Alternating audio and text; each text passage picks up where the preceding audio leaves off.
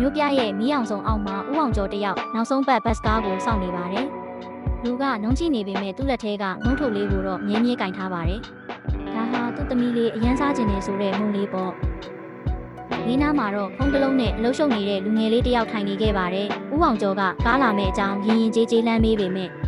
လူငယ်လေးစီကထွက်လာတာကတော့ဖုန်းနဲ့မျက်လုံးမခွာပဲဖြေလိုက်တဲ့ခက်ဆက်ဆက်စကားကနောက်ဆုံးကားကြံသေးတယ်လို့ပြန်ဖြေခဲ့ပါတယ်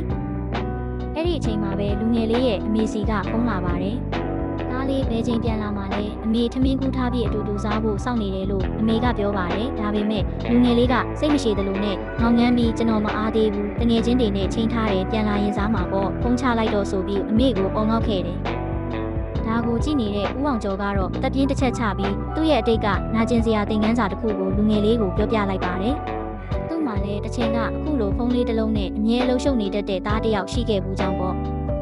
မတော်တဆမှုတစ်ခုနဲ့သားဖြစ်သူဆုံးရှုံးသွားတဲ့အခါမှာတော့အဲ့ဒီစိတ်မရှိတဲ့အတန်လေးကိုတော့ဦးအောင်ကျော်တစ်ယောက်ပြန်မကြားနိုင်တော့ပါဘူးအခုသားရဲ့အမေစီကဖုန်းဆိုတာ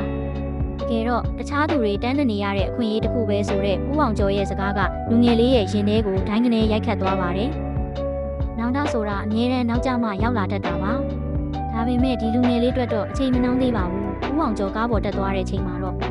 လူငယ်လေးဟာသူ့အမေစီကိုဖုန်းပြန်ခေါ်လိုက်ပါတယ်အမေသားအခုပဲပြန်လာနေပြီနော်ခမင်းအတူတူစားကြမယ်နော်အဲ့လိုပြောပြီးအိမ်ကိုအပြေးပြန်သွားခဲ့ပါတယ်ကျွန်တော်တို့ရောကို့အနားမှာရှိနေတဲ့သူတွေကိုတန်ဖိုးထားဖို့မေ့လျော့နေမိသလားအချိန်မနှောင်းခင်အကောင်းဆုံးချစ်ပေးလိုက်ကြပါပြီခင်ဗျ